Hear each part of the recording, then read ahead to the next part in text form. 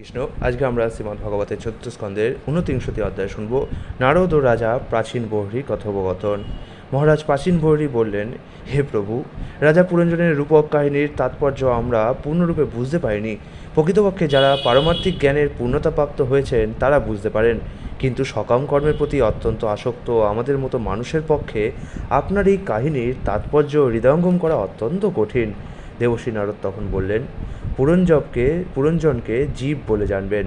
সে তার কর্ম অনুসারে এক পদ, দ্বিপদ, ত্রিপদ, চতুষ্পদ, বহু পদ অথবা পদহীন বিভিন্ন শরীরে দেহান্তরিত হয়। এই সমস্ত শরীরে দেহান্তরিত হয় বলে জীব তথাকথিত ভোক্তারূপে পুরঞ্জন নামে পরিচিত হয়। অভিজ্ঞাত বলে আমি যাকে বর্ণনা করেছি তিনি হচ্ছেন জীবের নিত্য সুহিত এবং প্রভু। জীব যেহেতু জড় নাম, কার্যকলাপ অথবা গুণের দ্বারা পরমেশ্বর ভগবানকে উপলব্ধি করতে পারে না, তাই ভগবান বদ্ধজীবের কাছে চিরকাল অভিজ্ঞাত থাকেন। জীব যখন পূর্ণরূপে জড়া প্রকৃতির গুণগুলি ভোগ করতে চায়, তখন সে বহু শরীরের মধ্যে সেই শরীরটি প্রাপ্ত হতে চায় যাতে 9টি দাঁড়, 2টি হাত এবং 2টি পা রয়েছে। এইভাবে সে মানুষ অথবা দেবতা হতে চায়। দেবশ্রী নারদ আরও বললেন, এই প্রসঙ্গে উল্লিখিত প্রমোদা শব্দটি জড়বুদ্ধি বা অবিদ্যাকে বোঝায়। বুঝতে হবে যে কেউ যখন এই বুদ্ধির আশ্রয় গ্রহণ করে তখন সে তার জড়দেহটিকে তার স্বরূপ বলে মনে করে। আমি এবং আমার এই জড়ভাবনার দ্বারা প্রভাবিত হয়ে সে তার ইন্দ্রিয়ের মাধ্যমে সুখ এবং দুঃখ ভোগ করতে শুরু করে। এইভাবে জীব বদ্ধ হয়। 5টি কর্মেন্দ্রিয়, 5টি জ্ঞানেন্দ্রিয় পুরঞ্জনীর সখা। এই সমস্ত ইন্দ্রিয়ের দ্বারা জীব জ্ঞানপ্রাপ্ত হয় এবং কর্মে প্রবৃত্ত হয়। ইন্দ্রিয়ের বৃত্তিগুলি হচ্ছে তার সখী, এবং যে পঞ্চশিরা সর্পের কথা বলা হয়েছে তা হচ্ছে পঞ্চবৃত্তিশালী প্রাণবায়ু। একাদশতম সেবক হচ্ছে আমাদের অধিপতি মন। এই মন কর্মেন্দ্রিয় এবং জ্ঞানেন্দ্রিয় উভয়ের অধিপতি। পাঞ্চাল রাজ্য হচ্ছে সেই পরিবেশ যেখানে পঞ্চেন্দ্রিয়ের বিষয় উপভোগ করা হয়। এই পাঞ্চাল রাজ্যের ভিতর রয়েছে নবদ্বার সমন্বিত এই দেহরূপ নগরী। চক্ষু, নাসিকা এবং কর্ণ এই দ্বারগুলি দুটি দুটি করে এক স্থানে অবস্থিত। মুখ, উপস্থ এবং পায়ু হচ্ছে বিভিন্ন দ্বার। এই নবদ্বার সমন্বিত শরীরে স্থিত হয়ে জীব এই জড়জগতে বহির্মুখী কার্য করে এবং রূপ, রস আদি ইন্দ্রিয়ের বিষয়সমূহ উপভোগ করে। 2টি চক্ষু, 2টি নাসারন্ধ্র এবং একটি মুখ, এই 5টি দ্বার সম্মুখভাগে অবস্থিত। দক্ষিণ কর্ণকে দক্ষিণ দিকস্থ দ্বার বলে মনে করা হয়। বাম কর্ণকে উত্তর দিকস্থ দ্বার বলে মনে করা হয়। পশ্চিম দিকস্থ 2টি দ্বার হচ্ছে পায়ু এবং উপস্থ। খদ্দতা এবং অভির্মুখী নামক যে 2টি দ্বারের কথা পূর্বে উল্লেখ করা হয়েছে সেগুলি হচ্ছে শরীরের এক স্থানে অবস্থিত 2টি চক্ষু। বিভ্রাজিত নামক যে জনপথের কথা উল্লেখ করা হয়েছে তাকে রূপ বলে জানবে। এইভাবে চক্ষু 2টি সর্বদা বিভিন্ন প্রকার রূপ দর্শনে মগ্ন। নলিনী এবং নালিনী নামক যে 2টি দ্বারের কথা বলা হয়েছে তা হচ্ছে 2টি নাসারন্ধ্র। সৌরভ দেশ বলে যার বর্ণনা করা হয়েছে তা হচ্ছে গন্ধ। অবধূত নামে তার যে সঙ্গীর কথা বলা হয়েছে তা হচ্ছে ঘ্রাণেন্দ্রিয়। মুখ্যা নামক যে দ্বারের কথা উল্লেখ করা হয়েছে তা হচ্ছে মুখ এবং বিপন হচ্ছে ব্যাগিন্দ্রিয়। রসগ্রহ হচ্ছে রসনেন্দ্রিয়। আপন শব্দের অর্থ হচ্ছে ভাষণ এবং বহুদন শব্দের অর্থ হচ্ছে বিভিন্ন প্রকার খাদ্য। দক্ষিণ কর্ণকে বলা হয় পিতুহুদ্বার এবং বাম কর্ণকে বলা হয় দেবহুদ্বার। নারদমুনি বললেন, দক্ষিণ পাঞ্চাল নামক যে নগরীর কথা উল্লেখ করা হয়েছে তার দ্বারা সকাম কর্মজনিত ইন্দ্রিয় সুখ ভোগের কর্মকাণ্ডাত্ম প্রবৃত্তি মার্গের শাস্ত্রসমূহকে বোঝানো হয়েছে। উত্তর পাঞ্চাল নামক অন্য নগরীটির দ্বারা নিবৃত্তি প্রতিপাদক জ্ঞানকাণ্ডীয় শাস্ত্রসমূহকে বোঝানো হয়েছে। জীব 2 কর্ণের দ্বারা বিভিন্ন প্রকার জ্ঞান প্রাপ্ত হয় এবং কোনো জীব পিতৃলোকে এবং কোনো জীব দেবলোকে উন্নীত হয়। তা সম্ভব হয় 2টি কর্ণের দ্বারা। আসুরি নামক নিম্নবর্তী দ্বার দিয়ে গ্রামক নামক যে জনপদ গমন করা হয় তা হচ্ছে স্ত্রী সঙ্গজনিত সুখ, যা মূর্খ ও নীচ সাধারণ মানুষের কাছে অত্যন্ত আনন্দদায়ক। জননেন্দ্রিয়কে বলা হয় দুর্মদ এবং পায়ুকে বলা হয় নির্রীতি। পুরঞ্জন বৈশস নামক স্থানে যেতেন বলতে বোঝানো হয়েছে যে তিনি নরকে যেতেন। তার সহচর লুব্ধক হচ্ছে পায়ু নামক কর্মেন্দ্রিয়। পূর্বে আমি 2জন অন্ধ সহচরের কথাও বলেছি, তারা হচ্ছে হাত এবং পা। হাত এবং পায়ের সাহায্যে জীব সব রকম কর্ম করে এবং ইতস্তত বিচরণ করে। অন্তপুর বলতে হৃদয়কে বোঝানো হয়েছে। বিশুচিন শব্দটির অর্থ হচ্ছে সর্বত্রগামী এবং তা এখানে মনকে বোঝাচ্ছে। জীব তার মনের মধ্যে প্রকৃতির গুণের প্রভাবসমূহ ভোগ করে। এই প্রভাবগুলি কখনো মোহ, কখনো সন্তোষ এবং কখনো হর্ষ উৎপাদন করে। পূর্বে বিশ্লেষণ করা হয়েছে যে মহিষী হচ্ছেন বুদ্ধি। স্বপ্নে অথবা জাগ্রত অবস্থায় থেকে বুদ্ধি বিভিন্ন পরিস্থিতি সৃষ্টি করে। কলুষিত বুদ্ধির দ্বারা প্রভাবিত হয়ে জীব দর্শক রূপে বুদ্ধিরই ক্রিয়া এবং প্রতিক্রিয়া অনুসরণ করে। নারদ মুনি বললেন, যাকে আমি রথ বলে বর্ণনা করেছি প্রকৃতপক্ষে তা হচ্ছে এই শরীর। ইন্দ্রিয়গুলি হচ্ছে সেই রথের ঘোড়া। সংবৎসরের মতো তাদের গতি অপ্রতিহত, কিন্তু বাস্তবিক পক্ষে তাদের কোনো গতি নেই। পাপ এবং পুণ্য হচ্ছে সেই রথের দুটি চাকা। জড় প্রকৃতির তিনটি গুণ সেই রথের পতাকা। পঞ্চ প্রাণেন্দ্রিয় জীবের বন্ধন এবং মন হচ্ছে তার রাশি। বুদ্ধি সেই রথের সারথি, হৃদয় রথের উপবেশন স্থান, সুখ দুঃখরূপ দ্বন্দ্বভাব যুগ বন্ধনের স্থান। সপ্তধাতু সেই রথের আবরণ এবং পঞ্চ কর্মেন্দ্রিয় তার বাহ্য বিক্রম। একাদশ ইন্দ্রিয় সেই পুরুষের সৈনিক। ইন্দ্রিয় সুখে মগ্ন হয়ে জীব সেই রথে আরোহণ করে তার ভ্রান্ত বাসনা চরিতার্থ করার আকাঙ্ক্ষা করে এবং জন্ম জন্মান্তর ধরে ইন্দ্রিয় সুখভোগের প্রতি ধাবিত হয়। যাকে চণ্ডবেগ বলে বর্ণনা করা হয়েছে তা হচ্ছে অত্যন্ত শক্তিশালী কাল। দিন এবং রাত্রিকে যথাক্রমে গন্ধর্ব এবং গন্ধর্বী বলে বর্ণনা করা হয়েছে। 360 দিন এবং রাত্রি সমন্বিত সংবৎসর ক্রমশ মানুষের আয়ু হরণ করে। যাকে কালকন্যা বলে বর্ণনা করা হয়েছে তা হচ্ছে বৃদ্ধাবস্থা। কেউই জরাগ্রস্ত হতে চায় না, কিন্তু সাক্ষাৎ যবনরাজ মৃত্যু জরাকে তার ভগিনী রূপে স্বীকার করেছেন। যবনেশ্বরের অনুচরদের বলা হয় মৃত্যু সেনা, এবং সেগুলি হচ্ছে দেহ ও মন সংক্রান্ত বিভিন্ন প্রকার পীড়া। প্রজার হচ্ছে দুই প্রকার জ্বর, অত্যধিক গরম এবং অত্যধিক ঠান্ডা। যেমন এখানে টাইফয়েডের কথা তো নেই, এটা কৌপাত এখানে যুক্ত করেছে। যেমন টাইফয়েড এবং নিউমোনিয়া। শরীরের ভিতরে শায়িত জীব আদি দৈবিক, আদি ভৌতিক এবং আধ্যাত্মিক বিভিন্ন প্রকার ক্লেশের দ্বারা বিচলিত। সর্বপ্রকার ক্লেশ সত্ত্বেও জীব দেহধর্ম, মনোধর্ম, ইন্দ্রিয় ধর্মের বশীভূত হয়ে এবং বিভিন্ন প্রকার ব্যাধির দ্বারা ক্লিষ্ট হয়ে এই জড়জগৎকে ভোগ করার বাসনায় বহু পরিকল্পনা করে। যদিও সে নির্গুণ, তবুও অজ্ঞানের বশে জীব আমি ও আমার অহংকারের দ্বারা প্রভাবিত হয়ে নানা রকম দুঃখ কষ্ট ভোগ করে। এইভাবে সে তার জড় শরীরে 100 বছর অবস্থান করে। জীবের নিজের ভালো অথবা মন্দ ভাগ্য বেছে নেওয়ার অল্প একটু স্বাধীনতা রয়েছে, কিন্তু সে যখন তার পরম প্রভু পরমেশ্বর ভগবানকে ভুলে যায় তখন সে জড়া প্রকৃতির গুণের বশীভূত হয়। জড়া প্রকৃতির গুণের দ্বারা প্রভাবিত হয়ে সে তার দেহকে তার স্বরূপ বলে মনে করে এবং দেহের জন্য নানা প্রকার কর্মে আসক্ত হয়। কখনো সে তমগুণের দ্বারা, কখনো রজগুণের দ্বারা এবং কখনো সত্যগুণের দ্বারা প্রভাবিত হয়। এইভাবে জীব জড়া প্রকৃতির গুণের প্রভাবে বিভিন্ন প্রকার শরীর প্রাপ্ত হয়।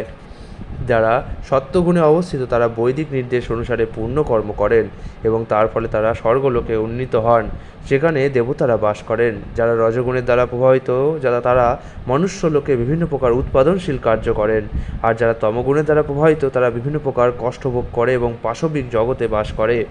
অজ্ঞানের দ্বারা আচ্ছাদিত হয়ে জীব কখনো পুরুষ, কখনো স্ত্রী, কখনো নপুংসক, কখনো মানুষ, কখনো দেবতা, কখনো পশু, কখনো পক্ষী ইত্যাদি হয়।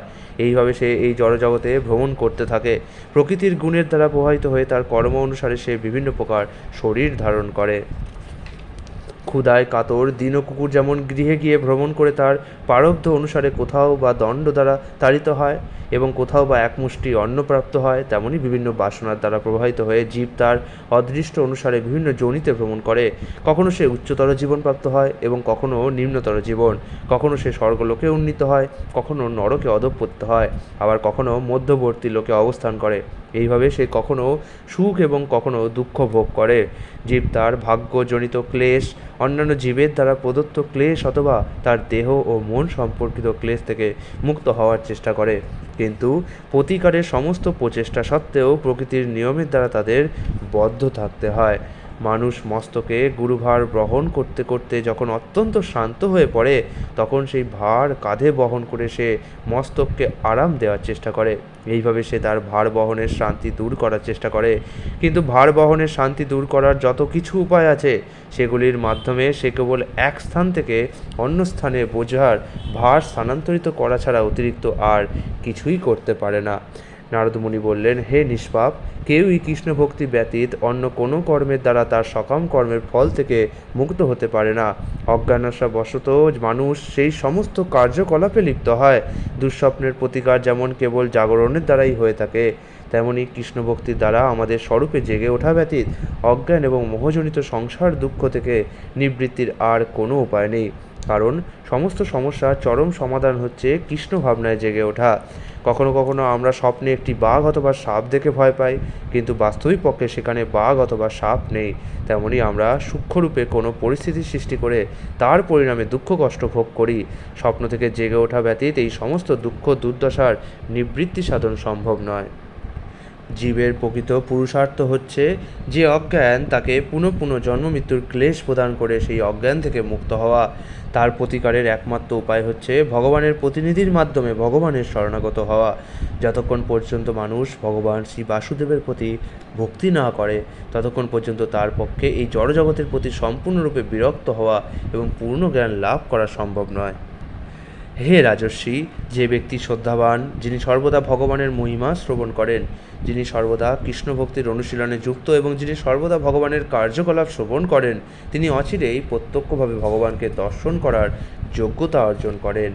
হে রাজন, যে স্থানে সদাচার সম্পন্ন বিশুদ্ধ চিত্ত এবং ভগবানের মহিমা শ্রবণ ও কীর্তনে ব্যাকুলিত চিত্তশুদ্ধ ভক্তগণ অবস্থান করেন, সেই স্থানে যদি কেউ অমৃত ধারাবাহিনী সরিৎস্বরূপ ভগবানের লীলামৃত শ্রবণ করার সুযোগ প্রাপ্ত হন, তাহলে তিনি ক্ষুধা তৃষ্ণা আদি জীবনের সমস্ত প্রয়োজনগুলি বিস্মৃত হন এবং তিনি সমস্ত ভয় শোক ও মোহ থেকে মুক্ত হন।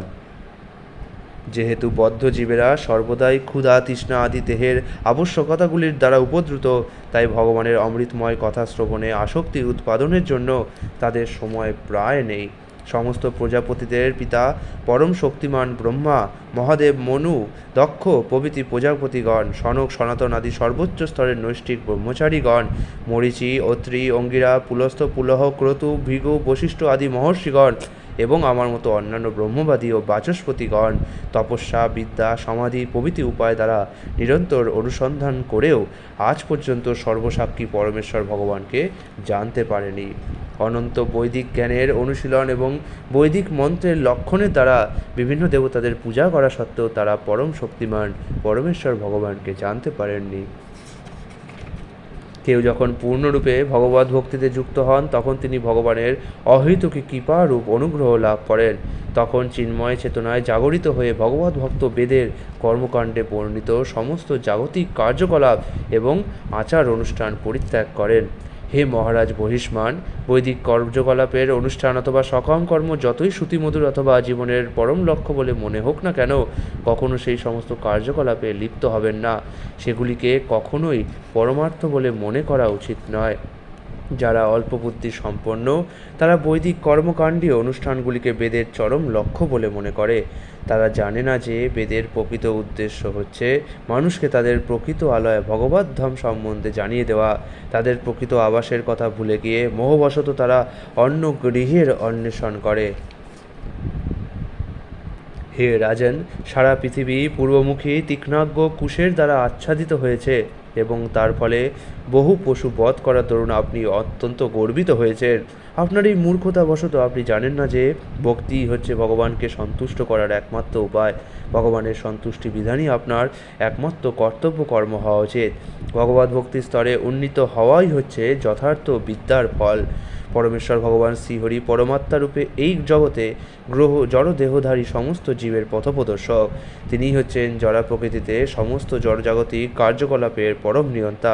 তিনিই আমাদের পরম বন্ধু এবং সকলেরই কর্তব্য হচ্ছে তার শ্রীপাদপদ্মে আশ্রয় গ্রহণ করা।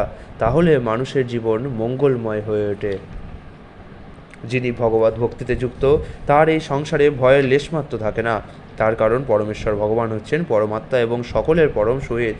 যিনি এই রহস্য জানেন তিনিই প্রকৃত বিদ্বান এবং এই বিদ্যার প্রভাবেই তিনি সারা জগতের গুরু হতে পারেন। যিনি প্রকৃতপক্ষে সদ্গুরু তিনি শ্রীকৃষ্ণের প্রতিনিধি এবং শ্রীকৃষ্ণ থেকে অভিন্ন। হে পুরুষশ্রেষ্ঠ, আপনি যে প্রশ্ন করেছিলেন তার উত্তর আমি প্রদান করলাম। এখন সাধুসম্মত এবং অত্যন্ত গোপনীয় আর একটি বিষয় আমি বলছি, সেই কথা শ্রবণ করুন। হে রাজন, ওই হরিণটিকে দেখুন যে সুন্দর পুষ্পোদ্যানে তার স্ত্রীর সঙ্গে মনের আনন্দে ঘাস খাচ্ছে। সেই উদ্যানে সে লুব্ধকর্ণ হয়ে ভ্রমরের মধুর গীত শ্রবণ করছে। তার অবস্থা একবার বিবেচনা করে দেখুন। সে জানে না তার সম্মুখে একটি বাঘ যে অন্যের মাংস আহার করে জীবন ধারণ করে। সেই হরিণটির পশ্চাতে এক ব্যাধ যে তার তীক্ষ্ণ বাণের দ্বারা তাকে বিদ্ধ করতে উদ্যত হয়েছে। এইভাবে সেই হরিণের মৃত্যু অবশ্যম্ভাবী। 54তম শ্লোকটা কি বড় শ্লোক রে! হে রাজন, স্ত্রীলোকেরা ঠিক পুষ্পের মতো প্রথমে অত্যন্ত আকর্ষণীয়, কিন্তু চরমে অত্যন্ত ক্লেশদায়ক। জীব স্ত্রীলোকের প্রতি কামাসক্ত হয়ে জড়জগতের বন্ধনে আবদ্ধ হয়। মানুষ যেভাবে ফুলের সৌরভ উপভোগ করে, ঠিক সেইভাবে সে মৈথুন সুখ উপভোগ করে। এইভাবে সে জিহা থেকে উপস্থ পর্যন্ত ইন্দ্রিয় সুখের জীবন উপভোগ করে এবং তার ফলে সে তার গৃহস্থ জীবনকে অত্যন্ত সুখদায়ক বলে মনে করে। পত্নীর সঙ্গে মিলিত হয়ে সে সর্বদা ইন্দ্রিয় সুখের চিন্তায় মগ্ন থাকে। তার পত্নী ও শিশুদের আলাপ তার কাছে অত্যন্ত শ্রুতিমধুর বলে মনে হয়, যা ঠিক ফুলে ফুলে মধু আহরণকারী ভ্রমরের মধুর গুঞ্জনের মতো। সে ভুলে যায় যে তার সম্মুখে রয়েছে কাল, যা দিন ও রাত্রির মাধ্যমে তার আয়ু হরণ করছে। সে দেখতে পায় না যে ধীরে ধীরে তার আয়ু ক্ষয় হয়ে যাচ্ছে, এবং সে মৃত্যুর নিয়ন্তা যমরাজকে একেবারেই গ্রাহ্য করে না, যিনি পশ্চাৎ দিক থেকে তাকে হত্যা করার চেষ্টা করছেন। এই কথা হৃদয়ঙ্গম করার চেষ্টা করুন। আপনি অত্যন্ত বিপজ্জনক পরিস্থিতিতে রয়েছেন এবং চতুর্দিক থেকে সংকটাপন্ন হয়েছেন। হে রাজন, আপনি হরিণের রূপকটি কেবল হৃদয়ঙ্গম করার চেষ্টা করুন। আত্মচেতনায় মগ্ন হয়ে সকাম কর্মের দ্বারা স্বর্গলোকে উন্নীত হওয়ার শ্রবণ সুখ পরিত্যাগ করুন। মৈথুন আকাঙ্ক্ষায় পূর্ণ গৃহস্থ জীবন পরিত্যাগ করুন এবং স্ত্রী পুরুষের আখ্যান শ্রবণের বাসনা পরিত্যাগ করে জীবনমুখ ভগবত ভক্তের কৃপায় ভগবানের আশ্রয় অবলম্বন করুন। এইভাবে জড়জগতের আসক্তি থেকে মুক্ত হন। হে ব্রাহ্মণ, আপনি যা বলেছেন তা আমি অত্যন্ত মনোযোগ সহকারে শ্রবণ করেছি, রাজা বললেন, এবং সেই সম্বন্ধে বিচার করে আমি স্থির করেছি যে কর্মকাণ্ড অনুষ্ঠান করতে উপদেশ দিয়েছিলেন যে সমস্ত আচার্যগণ, তারা এই গুহ্য জ্ঞান সম্বন্ধে অবগত নন। তারা যদি সেই সম্বন্ধে অবগত হতেন, তাহলে কেন তারা আমাকে সেই সম্বন্ধে উপদেশ দেননি? হে ব্রাহ্মণ, আমার কর্ম উপদেষ্টা গুরুগণের বাক্যের সঙ্গে আপনার বাক্যের বিরোধ রয়েছে। আমি এখন ভক্তি, জ্ঞান এবং বৈরাগ্যের পার্থক্য হৃদয়ঙ্গম করতে পেরেছি। পূর্বে আমার সেই সম্বন্ধে কিছু সংশয় ছিল, কিন্তু আপনি কৃপাপূর্বক সেই সমস্ত সংশয় ছিন্ন করেছেন। আমি এখন বুঝতে পারছি মহান ঋষিরাও কীভাবে জীবনের প্রকৃত উদ্দেশ্য সম্বন্ধে মহাচ্ছন্ন। নিঃসন্দেহে ইন্দ্রিয় তৃপ্তি সাধনের কোনো প্রশ্নই ওঠে না। এই জীবনে জীব যা কিছু করে তার ফল সে পরবর্তী জীবনে ভোগ করে। বেদবিদের সিদ্ধান্ত হচ্ছে যে জীব তার পূর্বকৃত কর্মের ফল ভোগ করে, কিন্তু ব্যবহারিকভাবে এও দেখা যায় যে পূর্ববর্তী জন্মে যে শরীরের দ্বারা কর্ম করা হয়েছে তা ইতিমধ্যেই নষ্ট হয়ে গেছে। অতএব অন্য শরীরে তার ফল ভোগ করা কী করে সম্ভব? দেবর্ষি নারদ বললেন, জীব এই জীবনে স্থূল শরীরের মাধ্যমে কর্ম করে। এই স্থূল শরীর মন, বুদ্ধি এবং অহংকার দ্বারা গঠিত। সূক্ষ্ম দেহের দ্বারা কর্ম করতে বাধ্য হয়। স্থূল শরীরের বিনাশের পরেও সূক্ষ্ম শরীর থাকে এবং তা সুখ ও দুঃখ ভোগ করে। এইভাবে কোনো পরিবর্তন হয় না। স্বপ্নাবস্থায় জীব তার প্রকৃত শরীর ত্যাগ করে। তার মন এবং বুদ্ধির কার্যকলাপের দ্বারা সে অন্য একটি দেব শরীরে অথবা পশু শরীরে সক্রিয় হয়। ঠিক তেমনই স্থূল শরীর পরিত্যাগ করার পর জীব এই লোকে অথবা অন্য লোকে দেব, তির্যক আদি যোনি প্রাপ্ত হয়। এইভাবে সে তার পূর্বজন্মের কর্মফল ভোগ করে। জীব দেহাত্ম বুদ্ধির দ্বারা প্রভাবিত হয়ে আমি এই, আমি ওই, এইটি আমার কর্ম, তাই আমি এটি করব, এই প্রকার ধারণার দ্বারা প্রভাবিত হয়ে কর্ম করে। এগুলি সবই হচ্ছে মনোধর্ম এবং এই সমস্ত কার্যকলাপ অনিত্য। তা সত্ত্বেও ভগবানের কৃপায় জীব তার সমস্ত মনোরথ পূর্ণ করার সুযোগ পায়। এইভাবে সে আর একটি শরীর প্রাপ্ত হয়। জ্ঞানেন্দ্রিয় এবং কর্মেন্দ্রিয়, এই দুই প্রকার ইন্দ্রিয়ের কার্যকলাপের দ্বারা জীবের চেতনা বা মনোভাব বোঝা যায়। তেমনি মনোবৃত্তি বা চেতনার দ্বারা মানুষের পূর্ববর্তী জীবনের কার্যকলাপ অনুমান করা যায়। কখনো কখনো হঠাৎ এমন কোনো অনুভূতি হয় যা বর্তমান শরীরের মাধ্যমে কখনো দেখা বা শোনা যায়নি।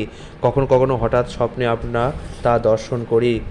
অতএব হে রাজন, সূক্ষ্ম মানসিক আবরণ সমন্বিত জীব তার পূর্বদেহ সমঞ্জনিত নানা প্রকার চিন্তা এবং অনুভূতি অনুভব করে। নিশ্চিতভাবে জেনে রাখুন যে পূর্ববর্তী শরীরের অভিজ্ঞতা ব্যতীত মনের দ্বারা কোনো কিছুর কল্পনা করা সম্ভব নয়। হে রাজন, আপনার মঙ্গল হোক। প্রকৃতির সঙ্গ অনুসারে এই মন জীবের বিশেষ প্রকার শরীর প্রাপ্ত হওয়ার কারণ। মানুষের মানসিক অবস্থা থেকে বোঝা যায় যে পূর্বজন্মে কীরকম ছিল সে এবং ভবিষ্যতে কী প্রকার শরীর প্রাপ্ত হবে। এইভাবে মন অতীত এবং ভবিষ্যৎ শরীরসমূহ ইঙ্গিত করে। কখনও স্বপ্নে আমরা এমন কিছু দর্শন করি যা এই জীবনে কখনো দেখা যায়নি অথবা শোনা যায়নি, কিন্তু ভিন্ন সময়ে, ভিন্ন স্থানে এবং ভিন্ন পরিস্থিতিতে এই সমস্ত ঘটনাগুলির অভিজ্ঞতা হয়েছে। জীবের মন বিভিন্ন স্থূল শরীরে অবস্থান করে। এবং ইন্দ্রিয় সুখ ভোগের বাসনা অনুসারে মন বিভিন্ন চিন্তা অঙ্কিত করে। মনে সেগুলি বিভিন্ন প্রকার সমন্বয়ের মাধ্যমে আবির্ভূত হয়।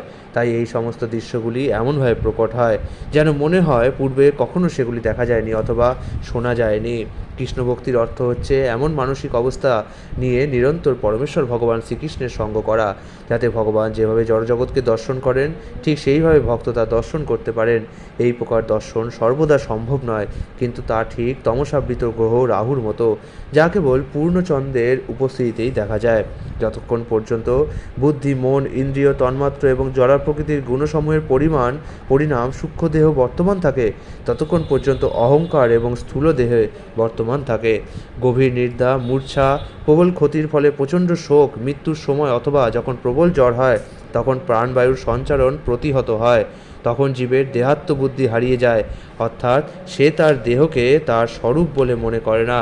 যৌবনে 10টি ইন্দ্রিয় এবং মন সম্পূর্ণরূপে ব্যক্ত হয়, কিন্তু মাতৃগর্ভে ও বাল্যাবস্থায় সেই সমস্ত ইন্দ্রিয়গুলি এবং মন অমাবস্যার চাঁদের মতো আবৃত থাকে। জীব যখন স্বপ্ন দেখে তখন ইন্দ্রিয়ের বিষয়গুলি প্রকৃতপক্ষে থাকে না, কিন্তু তা সত্ত্বেও ইন্দ্রিয়ের বিষয়ের ফলে সেগুলি প্রকাশিত হয়। তেমনি অবিকশিত ইন্দ্রিয় সমন্বিত জীব প্রকৃতপক্ষে ইন্দ্রিয়ের বিষয়ের সংস্পর্শে না থাকলেও সংসার থেকে তার মুক্তি হয় না। পঞ্চ তন্মাত্র, পঞ্চ ইন্দ্রিয় এবং পঞ্চ জ্ঞানেন্দ্রিয় এবং মন, এই 16টি জড় বিস্তার, এগুলি জীবের সঙ্গে একত্রে প্রকৃতির 3টি গুণের দ্বারা প্রভাবিত হয়।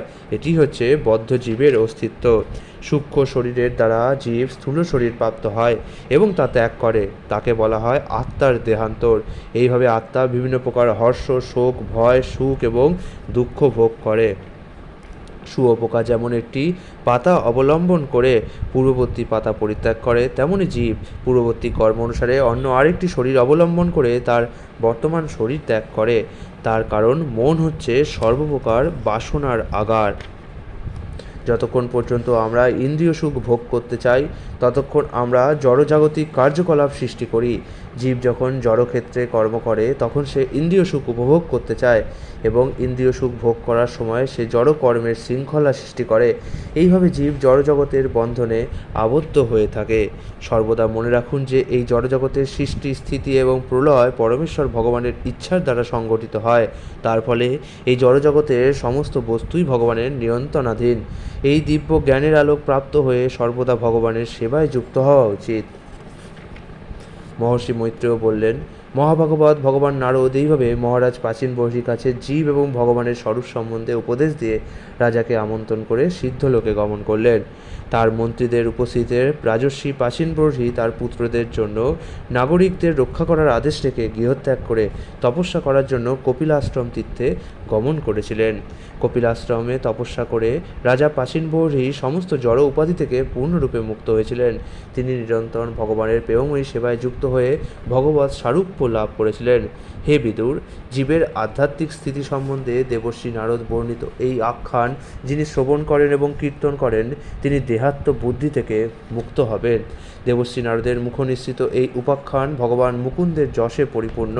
তাই এই উপাখ্যান যখন বর্ণিত হয় তখন তা নিশ্চিতভাবে এই জড়জগৎকে পবিত্র করে, তা জীবের হৃদয় পবিত্র করে এবং তাকে তার চিন্ময় স্বরূপ লাভ করতে সাহায্য করে।